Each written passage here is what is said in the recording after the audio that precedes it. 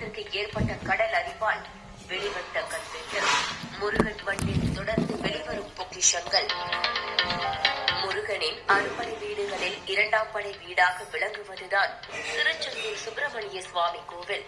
இந்த கோவிலுக்கு நாள்தோறும் ஏராளமான பக்தர்கள் வருகை புரிகின்றனர். கோவிலுக்கு முன்பு இருக்கும் கடற்கரையில் நீராடிவிட்டு கோயிலுக்குள் சென்று முருகனை தரிசித்து வருகின்றனர். இப்படிப்பட்ட திருச்செந்தூர் கடல் பகுதியில் அமாவாசை, பௌர்ணமி தினங்களில் கடல் நீர் உள்வாங்கி மீண்டும் இயல்பு நிலைக்கு திரும்புவது வழக்கமாக உள்ளது.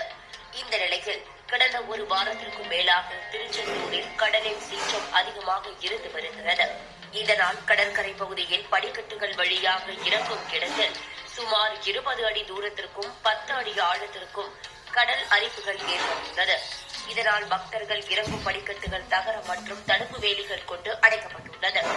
மேலும் அந்த இடத்தின் வழியாக பக்தர்கள் இறங்கி நீராடவும் தடை விதிக்கப்பட்டுள்ளது. தொடர்ந்து திருச்செந்தூரில் கடலின் அலைகள் அதிகமாக இருந்து வருகின்றன. இந்த நிலையில் நேற்று மாலை கோவில் அருகே கடல் அரிப்பு ஏற்பட்ட இடத்தில் சுமார் 4 அடி உயரம் கொண்ட கல் ஒன்று கரைந்துள்ளது. கடல் அலையில் அந்த கல் புரண்டு விழுந்த நிலையில் அதில் எழுத்துக்கள் இருந்தது தெரியவந்தது. கோவில் பணியாளர்கள் கல்லின் மீது திருநீர் கொண்டு தேய்த்து எழுத்துக்களை படித்த போது அது கல்வெட்டு என்று தெரிய வந்தது.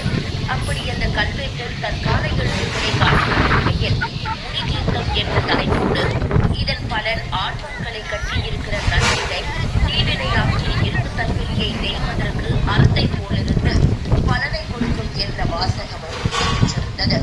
ஏற்கனவே கடந்த டிசம்பர் மாதம் திருச்செந்தூர் கடற்கரை பகுதியில் 2 கல்வெட்டுகள் கரைபொதுங்கி இருந்தன. அதில் மாதா தீர்த்தம் என்றும் விழா தீர்த்தம் என்றும் குறிப்பிடப்பட்டிருந்தது.